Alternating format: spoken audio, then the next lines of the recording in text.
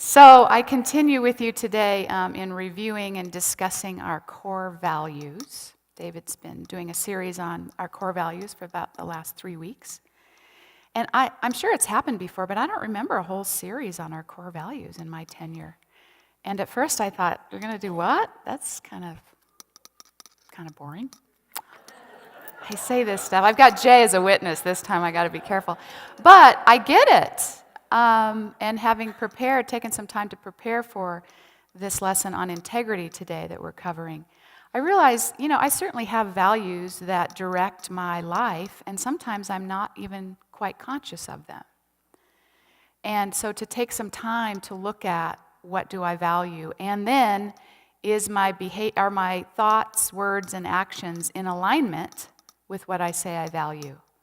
And sometimes I end up way over here doing things that really aren't in service of my values, and they are not supporting me in living to the fullest expression of those values. So it's been an interesting journey, my talk on integrity here. So we have covered so far our values of, so I want to just say, we're talking about our values collectively, our core values as a community. Obviously, we all have values that guide our lives every day. And I would imagine, is that noise probably my earring? Oh, look at Albert. Yes, take it out. Take it out. Do you have integrity or not? Okay. And I'm assuming that by the fact that we're here together, we have some shared values. And so our core values, though you might not have been here to have the meetings and work on the teams that sort of came up with them, you have some relationship with the values of love and inclusiveness and oneness and integrity. And so you can think of them in your own personal understanding of them, and then we look at how we come together as a community to live out those values. So we've talked about inclusivity and integrity and oneness, and today is integrity. And so when you think of integrity, there's you might have a connotation that comes to mind, right? There's a definition that we'll get to. But when you think of integrity, what comes to mind? Honesty? Consistency? What? Power. Oh, wow. Ethics, compassion, accountability. All right, you've thought about it. Great, yes. I was reminded of, has anyone ever done landmark education work, the forum? Yeah. They hit you over the head with integrity when you start. And what would you say? The landmark education is like, it's like a program for transformational living. And they don't really align with any particular spiritual denomination, but they certainly have room for the fact that there's a higher power working and calling us up and out. And so when I think of integrity, I remember did that 20 years ago, and it was just the bare bones was saying what you mean and doing what you say. And it was like Friday night, Saturday, all day Sunday, all day Monday, like from 8 a.m. to 11 p.m. It was exhausting and powerful. And so Friday night, they went over this whole thing about this is how it's going to go. We're going to meet at 8 a.m., and we're probably not going to get done before 11, so don't ask to get done before 11. And so they had this whole thing about, can we count on you to be here at 8 a.m.? Oh, yeah. Sure enough, 8:05, someone came, and they knew who was missing. And they called them out. There's like 150 people, and I was like, oh, just give them a break. But I mean, seriously, I just want to be clear, did we not say last night that you could be here at 8 o'clock? Yeah, but, right? As that's happening, the other person trickles in, now it's 8:07. Okay, why don't you come down here? I'm like, oh, what is happening? And so, but it was a powerful lesson in the bottom line was, and this sounds like harsh, but the bottom line was you have paid $600, you've committed 40 hours of your time because you want to transform your life and you can't be on time. And you said you would, right? So it's just, people have a whole psychological thing about landmark for that reason sometimes, but it's powerful. What you say you do and what you do matter. And if you want to have a transformational life, what you say needs to line up with who you are, right? So at the bare bones, I think of what you say, what you mean, and do what you say. And for God's sakes, don't be late. So the actual definition here, according to Webster's, is integrity is the quality of being honest and having strong moral principles, moral uprightness. Synonyms: honesty, honor, ethical, truthfulness. And secondly, the state of being whole and undivided, undiminished. Look at that synonym. Unity, unification, coherence, and togetherness. So there's that part of integrity that is calling on that ethical, moral value, that quote that says, it's doing the right thing even when no one's looking. And then there's this bigger sense of being whole and undivided and undiminished. And that's, I think, lends itself to a spiritual quality of integrity that I want to talk about today. I spoke with, as I often do, the Wednesday group. They're my guppies. On Wednesday, the Wednesday Circle of Friends, and asked them the same thing. And they had great insight about integrity means being true to yourself and taking the high road. Being trustworthy, having substance, a person of substance who doesn't waver on their values, and you can count on them. I always think of my values as directing me, but this reminded me that other people can count on who I am when I'm in line with my values and when I have integrity about that. And so it also brings up, having integrity about not being a people pleaser.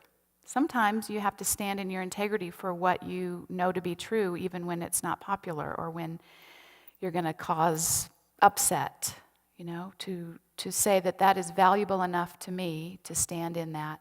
And how do we do that? We've also been talking a lot about how we keep our own integrity and stand for our values and let there be room for other people's. Another set of values that they have integrity about, that they believe, that they hold dear, and that they align their life with, that might not be quite ours. How do we let that be and still honor that sense of integrity that they are living? It's not easy sometimes. So here's what we say about integrity on our poster board out there as a core value. We honor the highest and best in others and ourselves as we live our truth. It doesn't talk a lot about the morality or the trustworthiness or the honor or all those things we sort of said this morning. So I immediately said, now wait just 1 minute, who's going to tell me what's highest and best for me? This is not really about, I'm glad you're here, let me tell you what's best for you. You really need to change that outfit and probably get a new job. And we're not talking about, let me tell you what's best for you. We're talking about honoring the highest and best in others and ourselves, which I think we always have to start with ourselves. We've talked about our other values of loving and inclusiveness. And we have to begin with ourselves. Do we love ourselves? Are we in touch with that for ourselves? And so to look at what's the highest and best in ourselves does imply some level of morality, of doing the right thing, but also, as we teach here, and that's what we're going to talk a little bit more about today, the truth of who we are. And so if we go back to our principles of, I did these cards, I thought this was going to be so good. I've got to keep them in order. Of loving, I think there are some hints here. The highest and best in ourselves and others. If we look at what our first three principles were: loving, we are divine expressions of God. Inclusive, we embrace all people as divine expressions of God. And oneness, we realize and embrace our unity with God and all creation. So when we talk about the highest and best, we're talking about these qualities that we align with then in our thoughts, words, and actions. And so what we honor and hold true about ourselves and others is that we are divine expressions of God, and we embrace all people as divine expressions of God. So it's this then that informs what's highest and best. These are our questions. So how can we determine what's highest and best, especially for others, sometimes even ourselves? And how do we honor that in ourselves and others? So the first step to determine it is to know it. It's to begin to come to this understanding, this awakening that I'm actually an expression of God. I'm an expression, as that reading said in so many powerful ways, that God is life, life lives, it lives itself. The life of God lives itself as you. It lives you. So we begin to acknowledge that, and some of us have some old theology or some old tapes that still says, me? Wait a minute. Yeah, okay, some of these people, maybe they've been here a while. They seem to think they're divine expressions, but did you see what I did yesterday? I really made a mistake yesterday. Doesn't mean we always act in alignment with it, but we're calling forth, we are centering on the wholeness of that truth, that is the truth of who we are. So we begin by believing it, and we do what we need to do to release what might block us from believing that wholly. And as we grow in that and accept that, we begin to live and align from that power. And how can we honor that? And so how do we honor it? We spend time with it. We spend time in prayer and meditation and contemplation. We spend time calling forth and aligning with that awareness that is coming in and through us more fully. And then we begin to say, how do I live in integrity with this higher truth of who I am and who I'm continuing to awakening to the power and truth of who I am? How do my thoughts, words, and actions align with that truth? How do I live in integrity with the fact that I am a divine expression of God? And how do I live and honor that in you? How do I support you in living from that? And so when we come together here, when we're talking about honoring our best and our highest, we hold that space. I think of the prayer chaplains. That part of our prayer chaplain training is, we reach out in calling, seeing how we can support you in prayer, or down front here, how can we support you in prayer?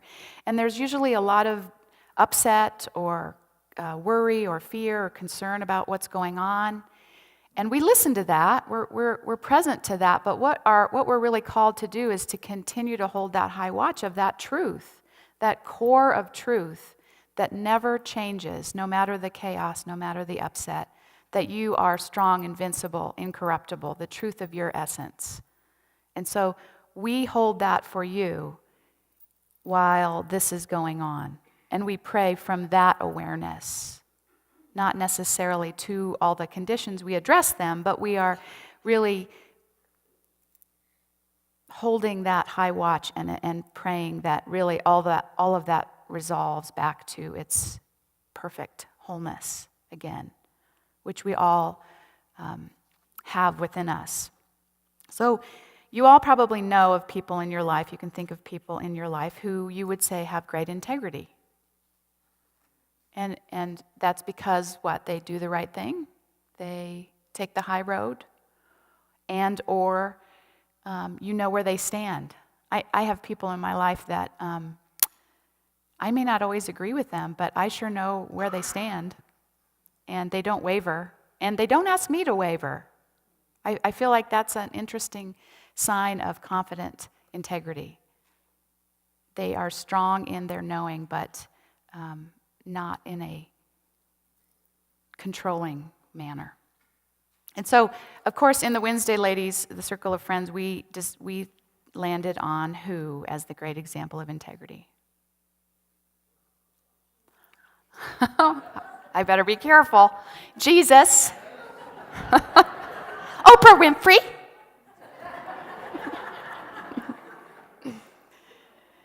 Because he was so in tune with that spiritual part of him and his purpose that he wasn't threatened, he wasn't diminished, he wasn't defensive, and he was confident in his message. And he didn't belittle people. Well, he might have by the end, like, all right, already, I've been telling you this. You keep going over here, and I'm telling you, you are all of this and more. But he just was it, right? And he was acting on the authority of God, and he knew it.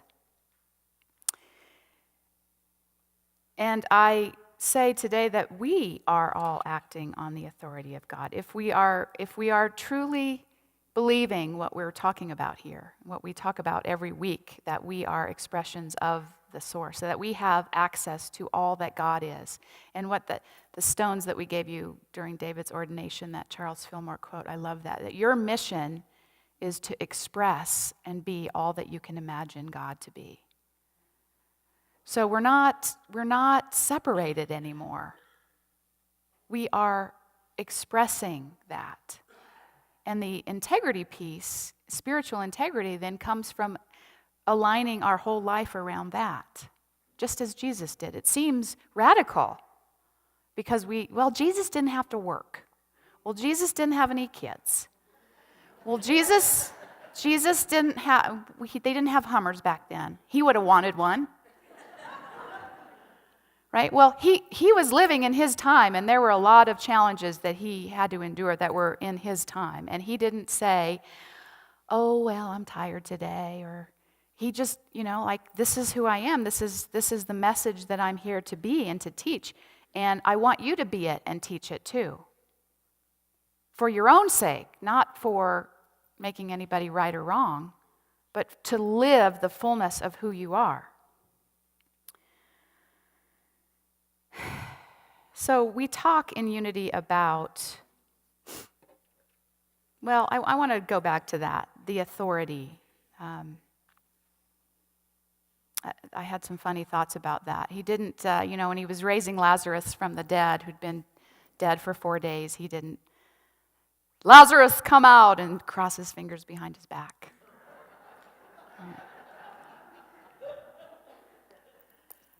He knew that there was a life force that he could connect with, and he did it with authority. He didn't, when people were constantly asking to be healed, he didn't say, well, I did it last week, I'm not sure I can do it again. I might mess it up, I'm kind of afraid. He continued to do it and to continue to, no matter the severity of the situation, demonstrate that, and to continue to say, by the way, these things and more you can do if you would only believe. And he also never said, worship me, right? He said, follow me. So in essence, he's saying, actually get up off of your knees, don't worship me. Do these things, try these things through the authority of God that you are as well.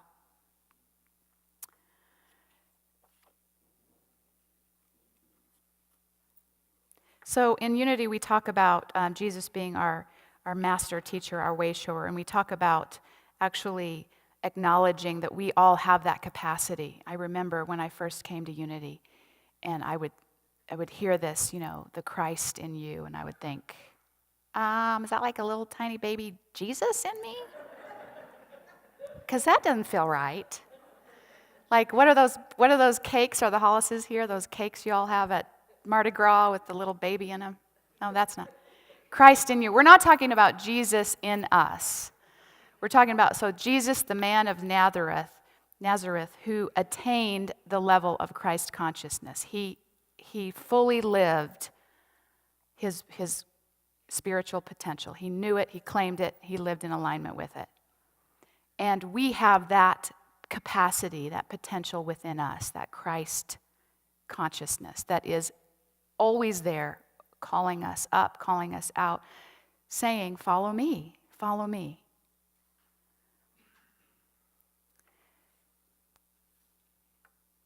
So Charles Fillmore, co-founder of Unity, speaks of a spiritual integrity. And he says this, that spiritual integrity is that quality of consciousness which makes an unswerving, they always had to use a different word, unswerving, which I think we would say unwavering, in their conformity to the divine standard. That quality of consciousness which makes one unwavering in their conformity to the divine standard. Now, the divine standard is not meant to say you're never going to reach the divine standard. Just forget it. You're here, and here's the divine standard. Good luck. Right? Because that, again, that's some traditional stuff we've got to work out, that many of us were taught that God is here, Jesus is here, and you are inherently messing up. That's the truth of where you start, and you can try. We want you to try. We want you to, keep trying. But there's a standard that you will probably never make. And so that's not what we're talking about. We're talking about the divine standard that actually is that perfect potential for consciousness of connection, of love, of fulfillment, that is in us all waiting to be uncovered as our standard. And then, again, when we're talking about integrity, we call that forward and we let that inform all that we do. Instead of, if you're like me, I'm in my life doing all that I do and go, I'm really not happy. I'm not succeeding. I'm not making this work. What am I missing? Something's gone terribly awry. And then I say, oh, there's this whole other part of me that is full of life energy, that is can direct this other part of me, right? Jesus didn't just stay in the catacombs and pray and say, he was out in it and still being in integrity with that. So how can we let this awareness of who we are with this divine standard potential in us, waiting for us to uncover it, how can we let that guide every action, every word, every thought? To me, that's the sense of integrity that we're talking about. And yes, that shows up as moral behavior, as ethical behavior. It's doing the right thing. I think of inherently we know that, right? Inherently we know what the right thing is. If it's hurting another person, if it's hurting ourselves, we know at some level. And I think of it as that sort of that God cord. Think of a God cord that runs through us all. And that cord is our core that knows who we really are in what we've been talking about in this ability to attain Christ consciousness, to be the fullness of love and life. And so it's that in us that says, wait a minute, when we're out of integrity, when we are making decisions maybe based on ego and personality and fear and judgment, it calls us back to this higher truth that never changes. Our values, our understanding of what we value might change. I know that when I was 20, I really valued spontaneity and excitement and nothing that resembled anything I do today, right? It was like, go to work, right? And then your values, you kind of get with it. You might have a family, you might get married, you might start a career, so the value of being adventurous and spontaneous, what would that be? Spontaneous would give way, right? And so our values are up for evaluation, just like ours. Our core values probably won't be the same core values in 10, 20 years because who's here will be reflective of a different climate and a different set of values. Hopefully we will still be loving and inclusive and we're still going to be teaching oneness, but you see my point. It's worth reevaluating for yourself. What do I value and how am I aligned with that?